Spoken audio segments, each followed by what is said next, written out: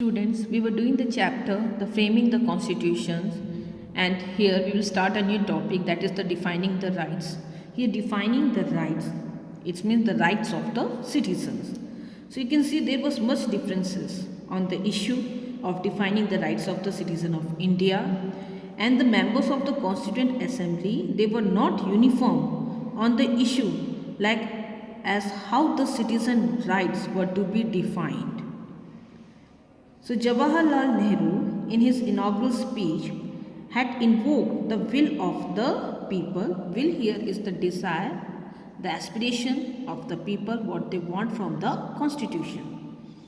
Okay, and emphasized that it was the duty of the makers of the constitution to fulfill the passion that lie in the heart of the masses.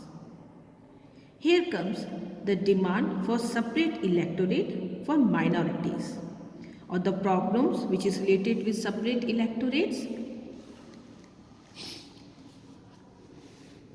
So when we talk about separate electorates, you can see that under a British rule, this electorate was introduced, okay, that only the seats that were reserved for a specific group, and the voting for the reserved constituency was allowed for only those members of that specific group or communities. For example, you can see Muslim could have a vote for Muslim candidates in Muslim reserved constituencies. So when Muslim in India, they demanded for fair representation in sharing the power with the British government along with the Hindus. In 1906, the British government, they provided for a separate electorate system for the Muslim in the Indian Council Act, which we called Morley-Minto Reform of 1909. It extended to Sikh, Indian Christians, Anglo-Indians and European by the Government of India Act 1919. And now we talk about the minorities. So here you can see that a group of people of the same race, culture or religion, okay, who are small in number, who live in a place where most of the people around them are different race, different culture or religion. So you can see Muslim, Sikh, Christians, Buddhist, Parsis and Jains. So here comes the problem with the separate electorate. They define the term minorities. So here you have a very important name, B. Parker Bahadur from Madras. He wanted to continue the separate electorate. So on a speech which was given on 27th August 1947, he said that minorities, it exists in all the lands, okay, they could not be wished away, or if you want, it should be disappeared. It can't. Just by expressing, you can see they could not be erased out of existence. So there is a need to create a political framework or the political structures in which the minorities, they could live in harmony or with coordinations, and the difference between the community, it should be minimized. So here you can see this was possible only if the minorities were well represented within the political systems. So their voice heard and their views should be taken into account. So according to Bahadur, in order to achieve the objective, it was very important to give minorities well representations to hear their voice and to take their views into account. So Pakar Bahadur felt that the need of the Muslim could be well understood only by the Muslims. Participation in the governance of Muslim is very important, which could be met only by the system of separate electorates.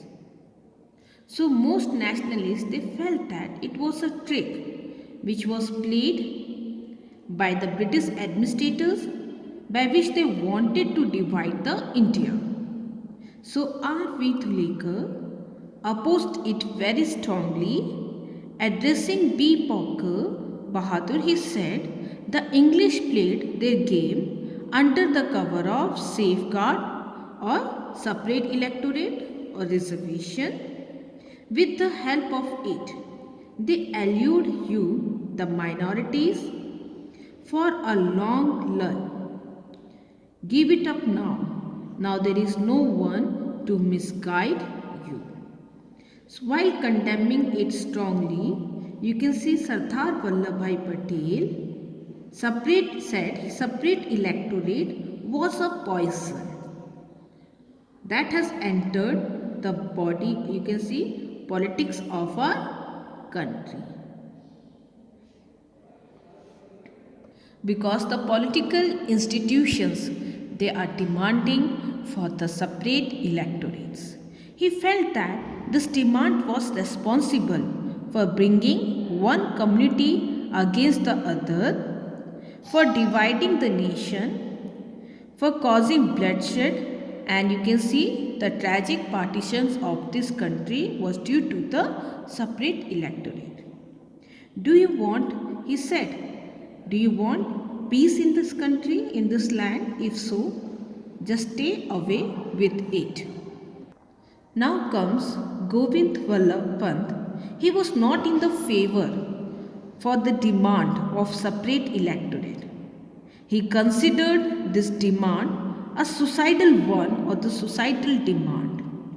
He felt that it would permanently isolate the minorities, would turn them weak, and they would not be able of having an effective say within the government. Behind all this argument, you can see that was kept by the members of the Constituent Assembly. Okay, there was a deep concern in order to make a unified nation state. So for the unified nation state, it is important, okay, to bring political unity and build a nation. It was imperative or very important, vital important, to mold or shape every individual into a citizen of the state or nation.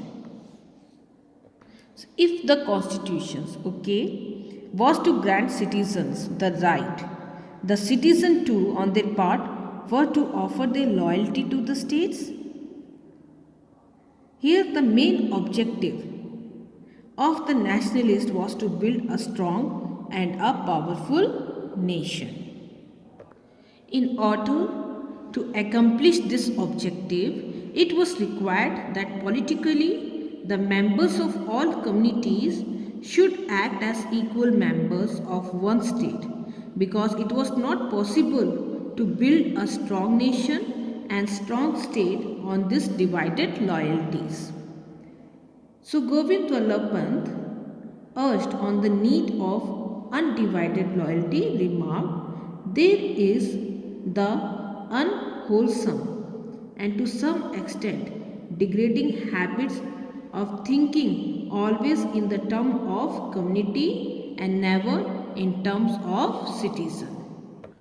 Not good for physical or moral values of the people, thinking in terms of community and never in terms of the citizen of a nation, said Pant. Let us remember that it is the citizen that must count. It is the citizen that form the base as well as the summit of the social pyramid. So it is the citizen who form the base as well as he is in the top of the pyramid of this social pyramid.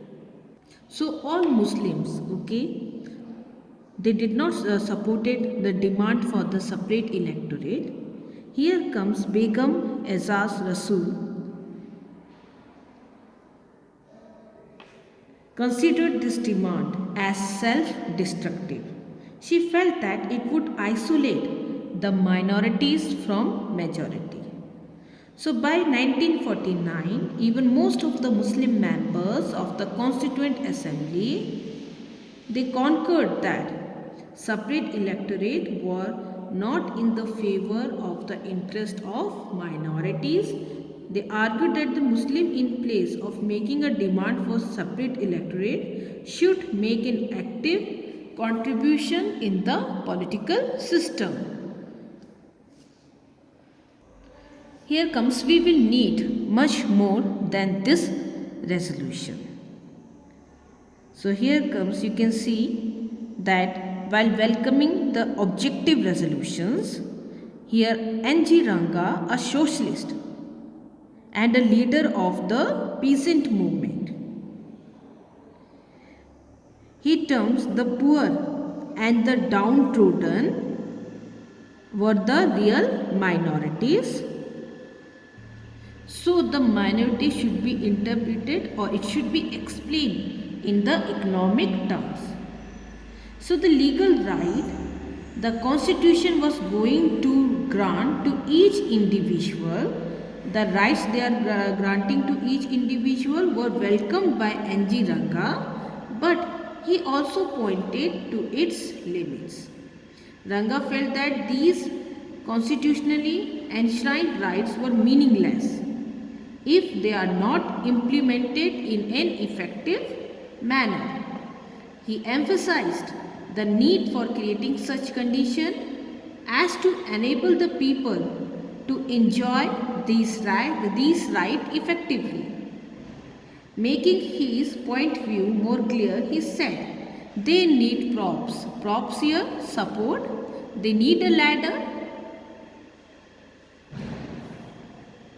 N.G. Ranga, while drawing attention to the wide, there is a wide gulf separating the common masses and those claiming to be their representatives in the Constituent Assembly, remarked, whom we are supposed to represent? The ordinary masses of the country? And yet most of us do not belong to the masses themselves. We are of them. We wish to stand for them. But the masses themselves are not able to come up to the Constituent Assembly.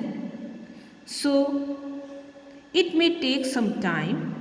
In the meanwhile, we are here as their trustees, as their champion, and we are trying our best to speak for them.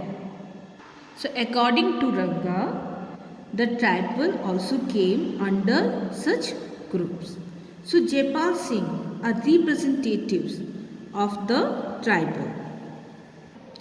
In the Constituent Assembly, he was a gifted orator or the speaker. While welcoming the objective resolution, he expressed his view as an Adivasi or the tribe, I am not expected to understand the legal intricacy of the resolution or the legal complexity of the resolution. But my common sense tell me that every one of us, okay, should march in the road to freedom and fight together. Sir, if there is any group of Indian people that has been shabbily treated, it is my people, or who has been dishonored is my people. They have been disgracefully treated. neglected for the last 6,000 years. The whole history of my people is one of the continuous exploitation and dispossession by the non-aboriginals of India, punctuated by rebellions and disorder, and yet I take Pandit Jawaharlal Nehru at his word. So here you can see the tribes which has been disgracefully treated for the last 6,000 years and were deprived from their land. I take you all at your word that now we are going to start a new chapter of independent India, where there is equality of opportunity, where no one should be neglected. So Jaipal Singh, he clarified that although the tribal were not a numerical minority or less in number, they needed protection. They are perceived as primitive and backward and were treated, you can see, contemptuously by the rest of society. So Jaipal Singh was not in the favor of separate electorate, but he felt that the reservation of the seat in the legislature was essential for their representations, while making a moving plea for removing the emotional and physical distance separating the tribal from the rest of the society. He said, our point is that you have got to mix with us. We are willing to mix with you. Here comes, we are suppressed for thousands of years. So here the issues of the rights of the depressed caste. So there was a long debate on the issue of the depressed caste right. Some members of the depressed caste felt that the problem of the untouchables could not be sorted out only through protection and safeguard. They believed that the social norms and the moral values of the caste systems, were the main reason for their disability. The so-called higher caste used their service and labor but keep them at a social distance and refuse to mix with them. So N.G. Nagappa from Madras pointed out that numerically the depressed caste were not a minority, as they formed about 20 to 25% of the total population. The factor here that lying behind their miseries was to keep them at a margin in society and politics. So they could neither have access to education nor could have any participation in the administration. While making the situation clear, Nagappa remarked, we have been suffering, but we are prepared to suffer no more. We have realized our responsibility. We know how to assert ourselves. So here you can see K.J. Khanderkar, of the central provinces had similar view. Addressing the assembly, he said, we were suppressed for thousands of years, suppressed to such an extent that neither our mind nor our bodies and now even our heart works. Now we are able to march forward, and this is the position. So we must remember that B.R. Ambedkar had demand for separate electorate for the depressed caste during the national movement. But Gandhiji opposed it as he felt that by doing so they will be isolated forever from the rest of the society because of the violence and the bloodshed which took place as a result of the partition. Ambedkar gave up the demand for separate electorate. Finally, the Constituent Assembly recommended that untouchability it should be abolished, Hindu shrines be open to all castes without any discriminations. And you can see for the lowest caste seats and jobs be reserved respectively in legislature and in government offices. So the democratic public welcomed these measures or these. However, many felt that these were not to solve the problem. They appealed that in order to erase social discrimination, it was very important to bring a change in the attitudes within the society along with the passing of the constitutional legislation.